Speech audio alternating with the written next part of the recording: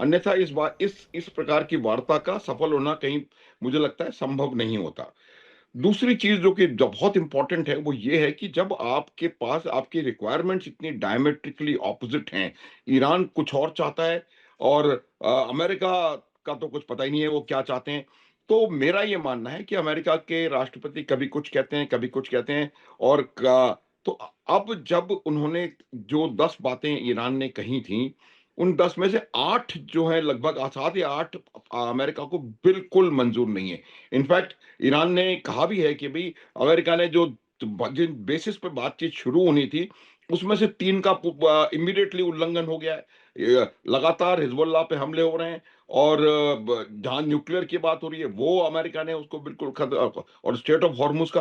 तो मेरा ये मानना है कि जब तक आपको पूरी तरह इसको एजेंडा को तैयार नहीं कर लेना चाहिए था और उसके बाद दोनों साइड से अगर आपके बीच आपकी वार्तालाप हो रही है, तो आपको पता होना चाहिए था कि कौन क्या चाहता है, कौन क्या चाहता है और उसके बाद ही हमें मुझे लगता है कि इस वार्ता का कहीं कोई प्रयोजन हो सकता था।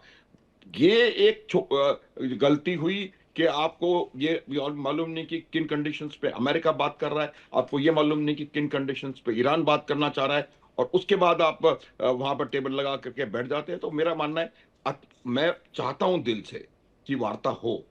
मैं चाहता हूं दिल से कि पश्चिम एशिया में शांति हो, लेकिन उसको किस प्रकार से आप स्टेज मैनेज करेंगे वो देखने की जरूरत है। और दूसरी बात जो है, मेरा अभी भी ये पर्सनल मानना है कि जो देश खुद एक युद्ध में लगा हुआ है, उनके रक्षा मंत्री कई बार कह चुके हैं कि हम वो खुली जंग में हैं अफगानिस्तान के साथ, जिसके खुद के देश में बलोचिस्तान में कुछ इशू चल रहा है, खैबर पख्तूनख्वा में कुछ इशू चल रहा है। उस जगह पर मुझे लगता है लेकिन सर आखिर एक आखिर एक मिनट ईरान के शामिल नहीं होने की वजह क्या है सर?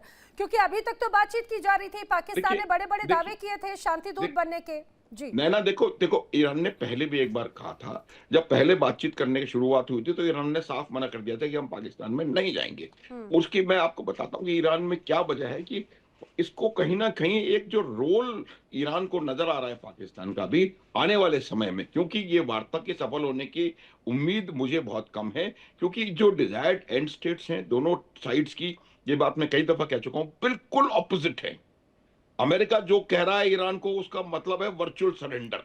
जो उन्होंने 15 बातें कही हैं, उसमें उसका मतलब ये है कि ईरान जो आकर के उनके घुटनों में बैठ जाए, पहली बात। और जो ईरान चाह रहा है वो भी अमेरिका को बिल्कुल, अगर ईरान जो चाह रहा है वो अगर अमेरिका मानता है, तो फिर अमेरिका ने युद्ध किया ही क्यों? बिल्कुल। क्यों अपने इतने पैसे और इतना इतने सैनिक और इतने वो चीज गंवाई? तो हम्म। ये जब तक आप इसका कोई रेजोल्यूशन, कोई बिल्कुल कोई सही बात है कोई सर। कॉमन पॉइंट, एक मिनट मेरा, कॉमन हम्म। पॉइंट जब तक आप नहीं निकालेंगे, हम्म। तब तक बातचीत शुरू होना ही बड़ा मुश्किल है। और आप हम्म। देखिएगा, और मैंने पहले भी ये कहा कि जी जी। होना चाहिए, लेकिन मुझे बहुत मुश्किल लग रहा है, और अगर हुई मुझे भी भी अभी तो बातचीत। हालात यही लग रहे हैं। और देखिए यहाँ पे तो रजा काशिफ जी शायद इंतजार करते करते बोर भी होने लगे हैं।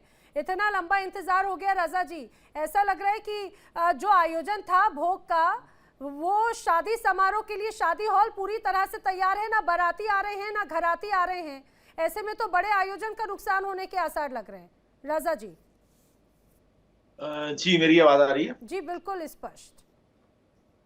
अच्छा, मैं असल में अभी इसलिए वो हुआ हूँ कि मैं असल में हॉस्पिटल से आ रहा था। ओहो। वालिद साहब मेरे थे, उनको ब्रेन हेमरेज हुआ था तो वो सेट नहीं थे। तो ओ मैं सॉरी। इसलिए थोड़ी अब वो सी ठीक है, सुबह से अब वो बल्कि ठीक रात है। से जा रहा हमारी हूँ। तरफ से इंडिया से ब्लेसिंग से, इंडिया से उनके लिए प्रार्थना जी है। जी, अभी मैं उनको हॉस्पिटल से ही लाया हूँ। हम्म। तो इसलिए मेरी ये हालत हुई हुई है कि मैंने कहा कि आपका प्रोग्राम है तो फिर बहुत बहुत हम आपको शुक्रिया ना सर। तो नहीं कर सकते। नहीं नहीं, जी तो जी। अच्छा, दूसरा मैं एक बात करूं कि देखें, दुनिया में ना डिप्लोमेसी जो होती है, ट्रैक 1 और ट्रैक 2, मैं हमेशा ये बात करता हूं क्योंकि इंटरनेशनल रिलेशन ये बड़ी इंपॉर्टेंट है। हम्म। पाकिस्तान जो है डिप्लोमेसी कर रहा है ट्रैक 1 ट्रैक 2 दोनों, ये हम्म। अमेरिका और ईरान दोनों के लिए। हम्म। असल में दोनों आमने सामने बैठना नहीं चाहते। हम्म। अगर आप ये कहेंगे जी पाकिस्तान कामयाब नहीं होगा, सक्सेस नहीं मिलेगी, देखिए पाकिस्तान का काम सक्सेस लेना नहीं है। पाकिस्तान का काम था दोनों को बिठाना, हम्म। एक एज अ पंचायत एक जगह पे लाना, डिप्लोमेटिक में इसको ट्रैक 2 कह लें। तो हम्म। वो हमने की, और हम्म। एज अ स्टेट पाकिस्तान ने ये किया। हम्म। अब इसके अंदर सक्सेस क्या है कि वो ये जो जंग बंद हुई है, सीज फायर 2 वीक का, ये लॉन्ग टर्म चलेगा, परमानेंट नहीं, चलेगा, नहीं लेकिन चलेगा। रजा काशिफ जी, देखिए, इसमें भी दो अलग अलग फैक्टर्स नजर आ गए ना। एक तरफ तो ये स्पष्ट नजर आ रहा था कि शुरुआत से ही ईरान बहुत ज्यादा समर्थन में नहीं था, पाकिस्तान के बहुत ज्यादा भरोसा नहीं कर रहा था। दूसरी बात ये भी कि आपने एक तरह से जो पोस्टमैन का काम किया, अमेरिका के मैसेजेस ईरान में, ईरान के जवाब अमेरिका में, इसमें आखिर बीच में हुआ क्या, ये खबर ही नहीं थी। क्योंकि ये बात तो खुद बार बार जो आपने शांति दूत बनने की बात कही, कई लोगों को पता ही नहीं है कि आखिर हुआ क्या। पाकिस्तान को भी नहीं पता कि आखिर सीज फायर किन शर्तों पर हुआ है। देखिए, मैंने इसीलिए कहा कि ये ट्रैक टू डिप्लोमेसी के जो वेज होते हैं, ये ट्रैक टू डिप्लोमेसी है ईरान और अमेरिका के लिए। और आपके पिछले ही प्रोग्राम में मैं बैठा हुआ था, जब हमारे साथ एक और साहब यही आपसे कह रहे थे कि देखें, ईरान के यहाँ से इराकची जो थे, उनके फॉरेन मिनिस्टर, उनकी ट्वीट आई है, उसमें एक वीडियो भी थी, पाकिस्तान के झंडे भी दिखाए हुए थे। तो अब आप ये कहेंगे ईरान पाकिस्तान और अमेरिका पाकिस्तान पे नहीं कर रहे, तो देखें वो कर रहे हैं तभी। और दोनों मेरे ख्याल में नहीं चाहेंगे कि युद्ध नहीं के नहीं उस रजा लेवल पे काशिफ चले जी, जाएं, उस समय भी क्योंकि जब चर्चा अमेरिका। हुई थी तो मैंने आपको उस ट्वीट को डिकोड करके भी बताया था, और उसमें बताया था कि कैसे उन्होंने ये लिखा है कि भाई हम अप्रिशिएट करते हैं, लेकिन जाना नहीं जाना वो शुरुआत से उनकी तरफ से था। आपने तो लेबनान सीज फायर इन सब का जिक्र किया, क्लियर कट बात हो गई। अभी तो खबर ये भी आ गई कि जिस तरह से ख्वाजा आसिफ हैं, वो खुद ही अपनी ट्वीट की वजह से घिर गए हैं। वेल, पाकिस्तान से एक और खास मेहमान मेरे साथ में कनेक्ट हो चुकी हैं, सीनियर जर्नलिस्ट हैं आरजू काजमी जी भी कनेक्ट हो चुकी हैं। आरजू काजमी जी, बहुत स्वागत है आपका भी इस पूरी चर्चा में। आज ये जो पूरी पीस टॉक की बात हो रही है आरजू जी, आपको लग रहा है क्या ये पॉसिबल, फिजिबल होता हुआ नजर आ रहा है? ईरान क्लियर कट मना कर चुका है, अमेरिका की डेलीगेशन पहुंच रहे हैं, लेकिन सहमति बन नहीं पा रही है, क्या सिचुएशन नजर आती है? देखिए, ये डायलॉग जो है वो तो लग रहा है कि होंगे बिल्कुल, इसलिए कि ईरान का डेलीगेशन जो है वो भी पहुंच रहा है, और अमेरिका से भी कहा यही जा रहा है कि जो डेलीगेशन है वो पाकिस्तान पहुंच जाएगा आज में। तो कल ये जो पीस टॉक है वो करवाई जा रही है, लेकिन अभी तक कोई ऐसा टाइम नहीं बताया गया है गवर्नमेंट की तरफ से मीडिया को, ना ये बताया गया है कि कहाँ पर की जाएगी ये पीस टॉक। तो अभी चीज़ें जो है वो बहुत ज़्यादा क्लियर नहीं है, मगर एक चीज़ है कि शायद ये यहाँ तक तो ये पहुँच गए कि दोनों कंट्रीज के जो डेलीगेशंस हैं वो पहुंचेंगे और यहाँ पर बात होगी। लेकिन दोबारा मैं एक आध जगह और भी कह चुकी हूँ, लेकिन ये कि इसराइल के बगैर ये पीस टॉक जो है उसका कोई मतलब बनता नहीं है। अगर ये करवानी ही थी और उसमें तीनों कंट्रीज को होना चाहिए था, चाहे वो ईरान हो, अमेरिका हो, और इसराइल से भी कोई डेलीगेशन आना चाहिए था पाकिस्तान।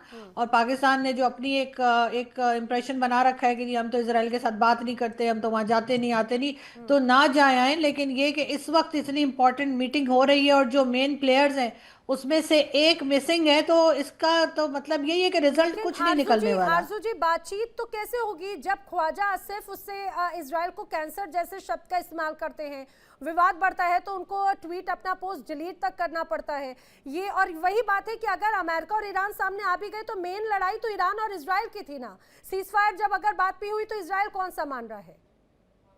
अब देखिए, ख्वाजा आसिफ साहब जो हैं वो बेचारे डिफेंस मिनिस्टर बना दिए गए हैं, लेकिन जो डिफेंस की मीटिंग होती है उसमें उनको नहीं बुलाया जाता। ओ तो अब वो घर बैठे बैठे क्या करें, वो एक ट्वीट भी ना लगाएं। तो आप लोग चाहते हैं उसके बाद उनसे कोई गलत ट्वीट लग जाती है तो डिलीट भी ना करें, क्योंकि आप लोग स्क्रीनशॉट बना लेते हैं। तो बेचारे करें तो क्या करें, वो डिफेंस मिनिस्टर हैं तो, लेकिन उन सबको क्या, सारी पाकिस्तान को पता है कि वो कितने पावरफुल हैं और वो कहाँ कहाँ बुलाए जाते हैं। आप खुद उठा के गूगल कर लीजिए, आपको पता लग जाएगा डिफेंस मीटिंग में डिफेंस मिनिस्टर का जो है वो कभी हमने देखा नहीं इनको बैठे हुए ठीक कि ये है। कोई बात कर रहे हो, इनके ऑफिस में इन्होंने किसी को बुलाया हो, ये किसी से डिफेंस के बारे में बात करे हो। इनका काम यही है कि थोड़ा बहुत सोशल मीडिया पर एंटरटेनमेंट लगा के रखते हैं, तो वो ये करते जा रहे हैं। आरजू जी, यहाँ पर तो आप सिर्फ ख्वाजा आसिफ की बात करें, यहाँ पे तो आपके प्रधानमंत्री जो है शहबाज शरीफ, वो भी खुद अपनी मर्जी से कुछ लिख नहीं सकते। उनका भी जो मैसेज है वो भी पीछे से आता है। प्राइम मिनिस्टर, पाकिस्तान के प्राइम मिनिस्टर के लिए मैसेज, कॉपी पेस्ट वाली सरकार एक तरह से चलने लगी। आपकी इस बात पे अमर मस्तिकान शायद कुछ रिएक्ट कर रहे थे, फिर मैं दिनेश जी का रुख कर रही हूँ। जी अमर मस्तिकान जी, आपकी इस हंसी का कारण मैं जान सकती हूँ आखिर क्या है? ख्वाजा आसिफ के लिए तो कहा जा रहा है कि अभी फिलहाल उनको नजरबंद वाली कंडीशन में रख दिया है, क्योंकि इजराइल बड़ा नाराज हो चुका है, अब अमेरिका भी नाराज हो गया अब तो। जी, मुझे तो आपका शुक्रिया, नमस्कार। देखें, ये जो ख्वाजा आसिफ साहब हैं, जैसे आरजू तो बहुत अच्छी ज़बरदस्त भाई साफ़ी हैं, मैं तो इनका बहुत ज़्यादा एहतराम करता हूँ। एक ही मेरे ख्याल में हैं जिनका कि मैं इंतहाई ज़्यादा दिल से एहतराम करता हूँ। और मुझे पता नहीं है कि इन्होंने क्या, उनको कैसे कंट्रोल किया हुआ है। मैं तो चाहता हूं कि जल्दी निकल जाए पाकिस्तान से। इस किस्म के अच्छे लोगों को वहां ज्यादा दिन बर्दाश्त नहीं किया जाता। और दूसरी बात यह है कि ये जो ख्वाजा आसिफ ने कहा, मुझे तो लगता है कि शायद कोई आईएसआई का मेजर जो है इनके घर पहुंच चुका होगा, इनके सिग्नेचर जो है इस्तीफा के लेने के लिए। क्योंकि ये बेचारे को जो है, इनकी हैसियत ये है कि आईएसआई का मेजर के आगे ये बड़े बड़े जो इनके हैं वजीर, वो उनकी हैसियत ये है जी, पूरा मुल्क पाकिस्तान कोई भारत जैसा जमहूरियत नहीं है। वो एक मिलिट्री रन है सिलसिला, मिलिट्री की चलती है, आईएसआई की, मिलिट्री इंटेलिजेंस की चलती है। ये बेचारे बाकी जो भी हैं, ये तो ऐसे ड्रामेबाजी कर रहे हैं। इनको थोड़ी सी मिल गई, फौज भी उनको लगता है कि बुरा लगता है कि भाई हमेशा ही वर्दी वाले आगे बैठे हों, तो इस वजह से इन्होंने इनको आगे लाया हुआ। इनकी हैसियत को है ही नहीं। ख्वाजा आसिफ हो गए या कि शहबाज शरीफ हो गए या आसिफ जरदारी हो गए, ये जो हमारे साथ दोस्त बैठे हुए, इनको पता है। ये बेशक इनकार करे। अब उस कुछ दिन पहले इन्होंने कहा था कि भाई नवाज शरीफ को जो है पार्टी ने नहीं माना। पार्टी कौन सी है? वो पार्टी का नाम पाकिस्तान फौज है। तो वो पाकिस्तान फौज जो है, देखिए मुझे ये सारा जो आपने जिक्र किया पीस कीपिंग वगैरह, बहुत अच्छी होती कि अगर ये पीस कीपर, पीस बनान, ये हमारे ऊपर, हम बलोचों के ऊपर कत्लो गारत, हमारे खून से इनके हाथ रंगे हुए हैं। अफगानिस्तान के लोगों के हाथ खून से इनके हाथ रंगे हुए हैं। ये कौन से पीस की बात कर रहे हैं?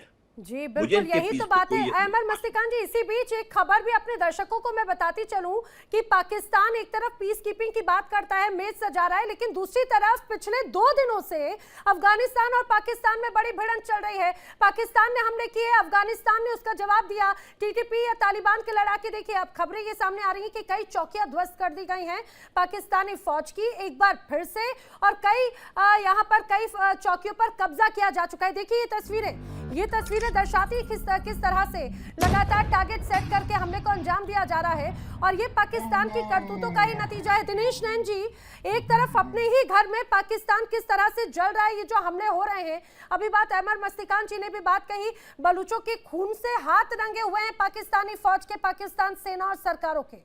ये बताइए, और दूसरी तरफ पीस कीपिंग की बात करते हैं जिस पर ईरान भी भरोसा नहीं कर रहा है, कैसे संभव है क्या?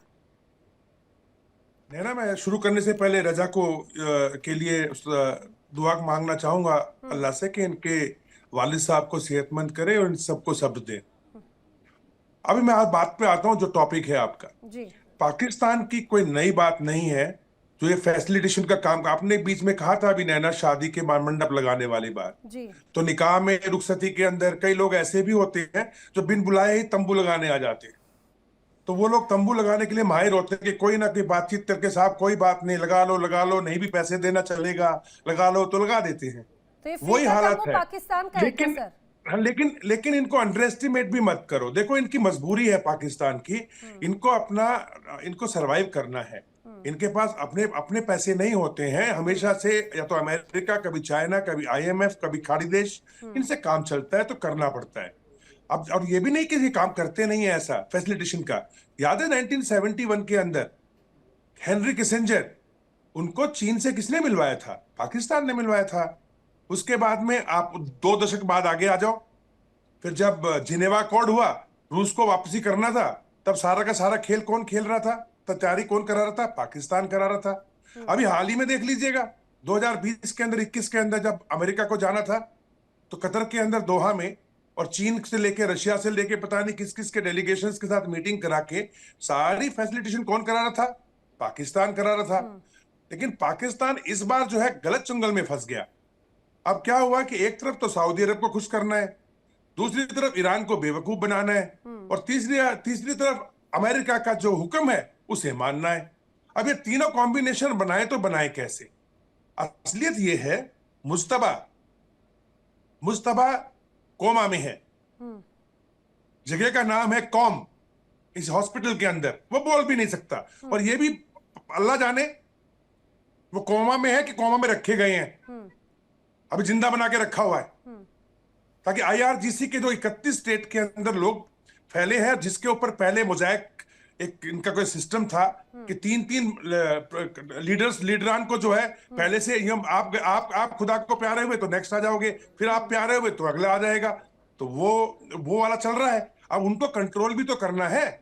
और ईरान के अंदर एक व्यक्ति पीठ के पीछे, पर्दे के पीछे, अब से नहीं 2 हफ्तों से अमेरिका के साथ साठ गांठ में लगा हुआ है। नाम है काली बाग, जिसके बारे में डोनाल्ड ट्रंप ने भी कहा था कि हम उसका नाम नहीं ले सकते, या तो उसको मार दिया जाएगा, और वो हमारे से भी डरते हैं कि हम ना उनको मार दें।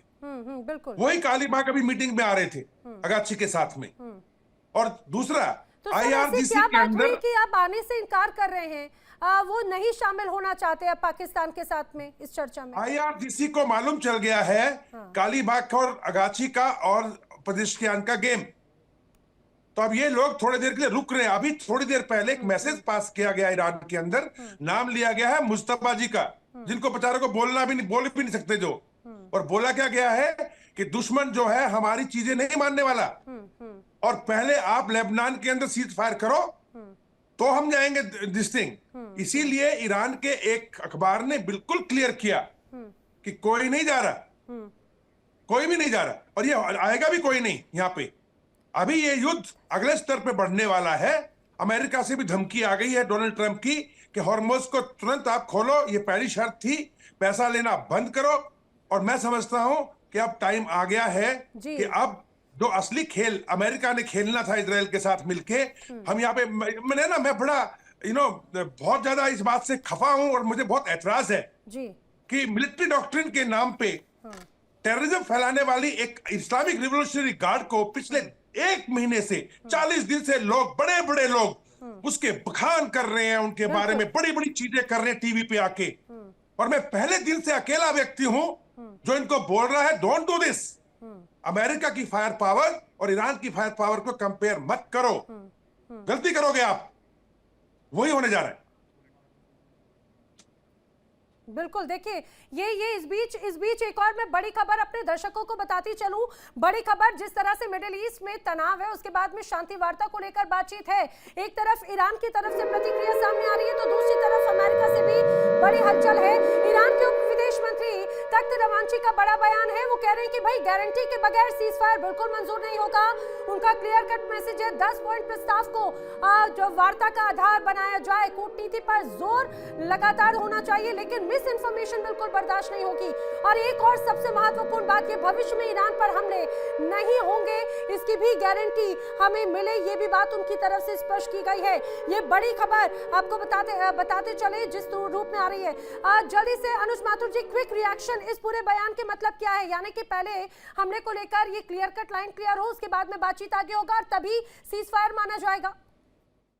ना बिल्कुल ये बात मैं थोड़ी देर पहले यही बात कह चुका हूं। देखिए, ईरान किसी कीमत पे इस बात को नहीं मानेगा, और मैंने ये बात भी आपको कही थी। और नैन साहब को मैं एक चीज बता देना चाहता हूं कि वो अकेले नहीं है। पिछले 40 दिन से मैं भी वही भाषा बोल रहा हूं, अलग अलग जगह जाकर के। अनफॉर्चुनेटली हम लोग एक जगह कभी इकट्ठा नहीं हो पाए। अहमर भाई इस बात को जानते हैं। देखिए, मैं आपको एक बात बिल्कुल साफ बता सकता हूं कि जो आज ईरान जो है, ईरान की जो डिसीजन मेकिंग है, निर्णय करने की जो ताकत है, वो IRGC के पूरी तरह चंगुल में है। चंगुल शब्द का मैं इसलिए प्रयोग कर रहा हूं कि IRGC के खुद के भी बहुत बड़े बड़े कमांडर्स जो हैं वो खत्म हो चुके हैं। और अब IRGC जो उनका जो कंट्रोल, जो उनके 31 डिस्ट्रिक्ट्स में उन्होंने बंटवारा करके रखा हुआ था, वो तमाम लोग हैं, वो बिल्कुल उनकी, क्योंकि उनकी जो मानसिकता है, जो उनकी सोच है, वो इस बात पे, क्योंकि उन्होंने अपने टॉप लीडर को मरते हुए देखा है, तो वो अब जब उनको, उनकी सोच जो है वो बदले की भावना के ऊपर बहुत जबरदस्त तरीके से आधारित है। और वो ये जो अभी मुश्तबा का जो मैसेज आया है, किसका है वो भी मैं नहीं बता सकता वो अभी, लेकिन जो मैसेज है वो बिल्कुल क्लियर है कि वो नहीं चाहते, जब तक इस चीज का वो कहीं ना कहीं वो समझने इस तरह से नहीं समझेंगे कि हमारा बदलाव हुआ, तब तक ये युद्ध रुकने वाला नहीं है। ये बात आप समझ लीजिए, क्योंकि ये निर्णय लेने की ताकत, ये जो लोग अगर आए भी, जो बातचीत में शामिल होंगे, उनमें ताकत निर्णय लेने की नहीं है। ये जैसा कि पाकिस्तान में आमतौर पर होता है, 4 डायरेक्ट मिलिट्री रूल्स, बाकी इनडायरेक्ट मिलिट्री रूल्स, जब तक आपके मिलिट्री कमांडर का आपके ऊर वृहद हस्त नहीं होता, तब तक वहां कोई निर्णय सर नहीं लेकिन होता। यहाँ पर तो ये ट्रस्ट हाँ, इश्यूज है ना, ट्रस्ट वही- डेफिसिट तो लगातार है हमेशा से ईरान की तरफ से। सर एक और पाकिस्तान से भी मेरे साथ बासित अली कनेक्ट हो चुके हैं। बासित, आखिर ये भरोसा क्यों नहीं जता पा रहा है ईरान? बार बार वो हर बार कहता है भाई पाकिस्तान पर हमें भरोसा नहीं है, कभी कहता है भाई हमें घेराबंदी कर दी जाएगी, और अब वो कह रहे हैं कि आपने जो डाकी का काम किया वो काम भी आधा अधूरा छोड़ दिया, उसमें भी क्लियर कट कुछ मध्यस्थता नहीं कर पाए, अब वो आने से मना कर रहा है। जी, आपको मेरी आवाज क्लियर आ रही है? बिल्कुल क्लियर कट जी, बोलिए बासित, बोलिए। क्या हो गया नेट? बासित, अगर आप मुझे सुन पा रहे हो तो बोलिए। जी देखें, सबसे पहले मैं आपको ये बताऊं कि ईरान और अमेरिका ने दोनों ने पाकिस्तान के army field marshal Asim Munir साहब को नोबेल प्राइज के लिए रिकमेंड किया है। तो इससे बड़ी और क्या बात है कि वो तो हमारे चीफ को नोबेल प्राइज देना चाह रहे हैं। तो आपकी सारा आप मुस्कुराते रहें, आपको देखें खाली मुस्कुराने से कुछ नहीं होता, आप इस हकीकत को समझें कि आंदा आने वाले वक्त में आसम मुनीर साहब को नोबेल प्राइज मिलना है। जी हाँ बोलिए बोलिए। नहीं, आप अच्छी मुस्कुराती भी अच्छी लग रही हैं, बाकी मुस्कुराते हुए अच्छे भी नहीं लग रहे ना, आप तो जो फिर अच्छी लग रही हैं, बाकी मुस्कुराते हुए नहीं अच्छे लगते। चले खैर, ये बात मैं आपको बाद में करूंगा, लेकिन ये है कि माशाल्लाह मैं इस टाइम फखर से कश्मीर में घूम रहा हूँ, इस वजह से घूम रहा हूँ कि हमें कुछ दुनिया इनाम दे रही है कि इस टाइम पावर हम में है।